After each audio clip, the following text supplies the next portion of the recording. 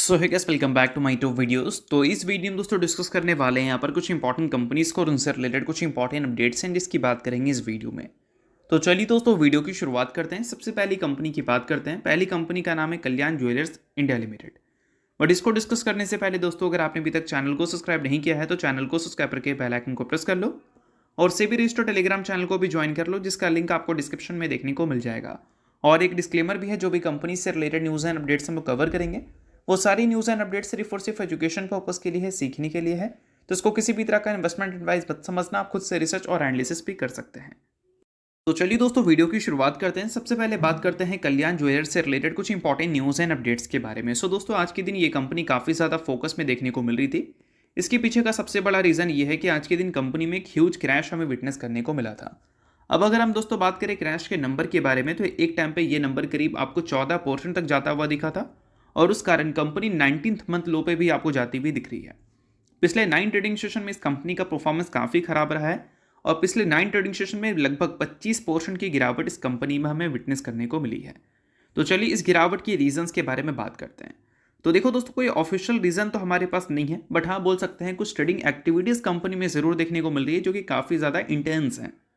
अब अगर हम बात करें पिछले 20 दिन के एवरेज वॉल्यूम्स के बारे में, तो उसका 4 टाइम्स आज आपको शेयर्स चेंज हैंड होते हुए दिखे हैं।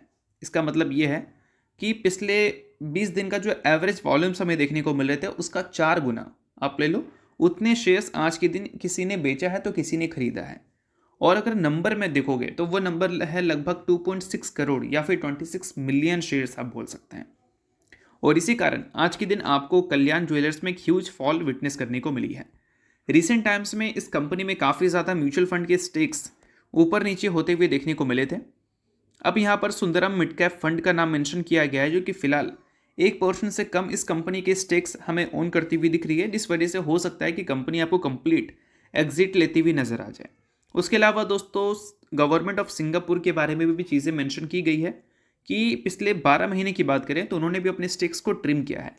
पहले ये नंबर 2% के ऊपर था, अभी वो स्टेक्स कट कर 1.75% तक ले गए हैं। मोतीलाल ओसवाल जो कि इस कंपनी में काफ़ी अच्छा वेटेज अभी के टाइम पे रखी हुई है, पहले ये नंबर 6.3% पे था, अभी के टाइम पे Motilal Oswal mid cap fund ने 9.05% स्टेक इस कंपनी का कर लिया है। Motilal Oswal mid cap fund जो है उसका लगभग 6 to 7% वेटेज हमें इसी कंपनी के ऊपर देखने को मिलती है, जो कि पिछले 5 साल में तो काफ़ी अच्छा परफॉर्मेंस डिलीवर की है, बट पिछले 1 साल में काफ़ी ज़्यादा वॉलेटिलिटी इस कंपनी ने दिखाया है। तो ये सारी चीज़ें आप नोट कर सकते हो अगर आप कल्याण ज्वेलर्स के इन्वेस्टर हो तो। सो अब दोस्तों वीडियो में आगे बढ़ने से पहले बात कर लेते हैं एक सेबी रजिस्टर्ड टेलीग्राम चैनल के बारे में, जिसका नाम है ट्रेडर बाजी। अब ये सेबी रजिस्टर्ड रिसर्च एनालिस्ट हैं, जिनका रजिस्ट्रेशन नंबर आपको यहाँ पर देखने को मिलता है और इनको 8 साल से भी ज़्यादा का एक्सपीरियंस है ऑप्शन एंड स्विंग ट्रेडिंग में। साथ में 3000 से भी ज़्यादा लोगों को ऑलरेडी ये ट्रेन कर चुके हैं। तो इनके टेलीग्राम चैनल का जो लिंक है वो आपको डिस्क्रिप्शन में देखने को मिल जाएगा, लिंक के थ्रू जाकर जरूर इस चैनल को आप ज्वाइन कर लेना। ज्वाइन करने का सबसे बड़ा प्लस पॉइंट ये है कि काफ़ी सारी कंपनी के टेक्निकल्स को प्रॉपर एनालिसिस कर यहाँ अपडेट किया जाता है, जो कि अभी आपको यूट्यूब पे तो देखने को नहीं मिलता, जिसको आप यहाँ पर आकर जरूर चेकआउट कर सकते हैं। उसके अलावा दोस्तों, मार्केट से रिलेटेड जो समरी होती हैं वो सारी चीज़ें आपको यहाँ पर देखने को मिलती हैं। मार्केट से रिलेटेड जो इंपॉर्टेंट न्यूज़ एंड अपडेट्स होता है वो भी आपको यहाँ पर देखने को मिलता है। साथ में सेबी रजिस्टर्ड टेलीग्राम चैनल है, तो इनके कॉल्स वगैरह भी दिखते हैं, जिसको भी चाहो तो आप चेकआउट कर सकते हो।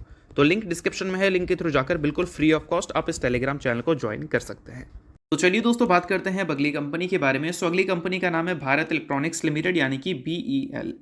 अब दोस्तों, भारत इलेक्ट्रॉनिक्स आज के दिन और कल के दिन दोनों दिन कुछ खास अच्छा परफॉर्मेंस डिलीवर नहीं की है, बट कंपनी से रिलेटेड कुछ ऐसी न्यूज़ हमें सुनने को मिल रही है जो कि अच्छी ज़रूर है, ऐसा हम बोल सकते हैं।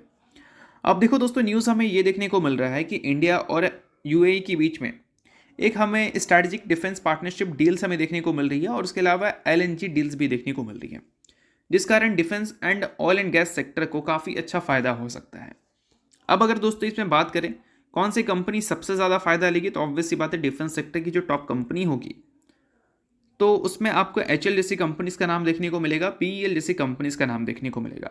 और बाकी जो ऑयल एंड गैस से रिलेटेड डील है उसका अगर बारे में जानना है आप, तो आप उन कंपनीज को देखो जो ऑयल एंड गैस में डील करती है, लाइक ONGC, IOCL या फिर रिलायंस जैसी कंपनीज की हम बात करें।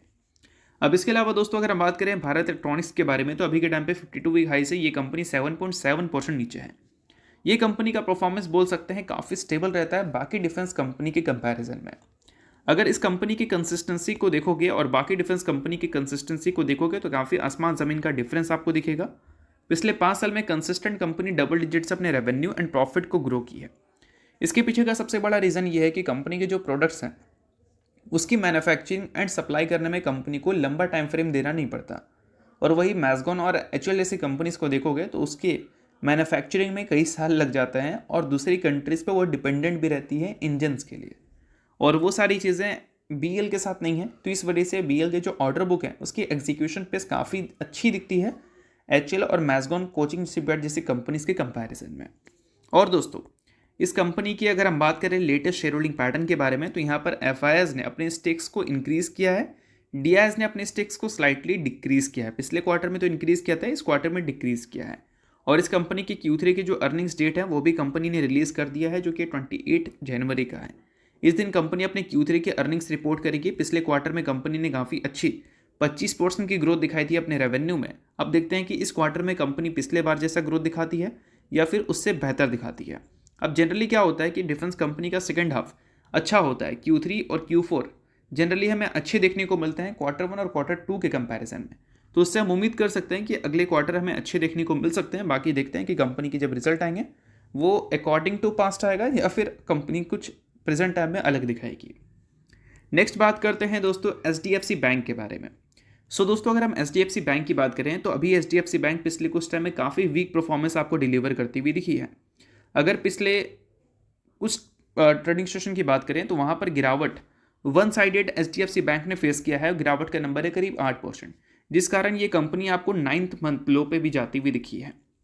और दोस्तों अभी रिसेंटली क्रिसिल की तरफ से एक न्यूज़ या फिर बोल सकते हैं एक रिपोर्ट हमें आती हुई दिखी थी, जिससे रिपोर्ट में ये मेंशन किया गया था कि इंडिया का जो जीडीपी ग्रोथ का प्रोजेक्शन है वो 6.7% तक है 2027 के फाइनेंशियल ईयर को लेकर। तो उस केस में क्रिसिल को लगता है कि जो इंटरेस्ट रेट है उसमें हो सकता है कि आरबीआई आपको कोई भी छेड़छाड़ करती हुई नजर ना आए। इंटरेस्ट रेट को वो कम कब करती जब हमें जीडीपी में इम्पैक्ट देखने को मिलता। बट जीडीपी ग्रोथ अगर देखोगे तो अभी भी देखोगे तो काफ़ी सही है। तो इस वजह से हो सकता है कि आने वाले एमपीसी मीटिंग में आरबीआई आपको कोई भी रेट कट करती हुई नजर ना आए।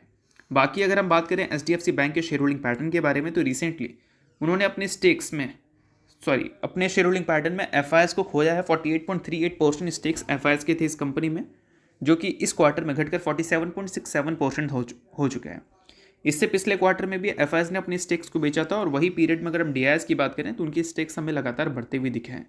HDFC बैंक के साथ सबसे बड़ा प्रॉब्लम यह है कि रिसेंट टाइम्स में इसके जो अर्निंग्स हैं वो पहले की तरह आपको ग्रो करते हुए देखने को नहीं मिल रहे हैं, और ये एक सबसे बड़ा कंसर्न है जिसको आने वाले कल में अगर HDFC बैंक सुधार ले तो कंपनी के लिए काफ़ी अच्छी बात होगी। बाकी नेक्स्ट बात करें दोस्तों तो एक फाइनेंस कंपनी है जिसने रिसेंटली 4:1 के रेशियो में बोनस अप्रूव किया है। कंपनी के नाम की बात करें तो LKP फाइनेंस है। 4:1 के रेशियो में बोनस का मतलब एक के बदले कंपनी ने चार शेयर देने का फैसला किया है। सो अगर आप इस कंपनी के शेयर होल्डर हैं तो बेशक इस न्यूज़ को आप नोट कर सकते हैं। शेयर होल्डर नहीं है आप इग्नोर कर सकते हैं, न्यूज़ थी इस वजह से मैंने बता दिया। बाकी ये किसी भी तरह का रिकमेंडेशन नहीं है। तो होप करता हूँ ये वीडियो आपको अच्छा लगा होगा। लाइक शेयर सब्सक्राइब कीजिए। बहुत बहुत शुक्रिया।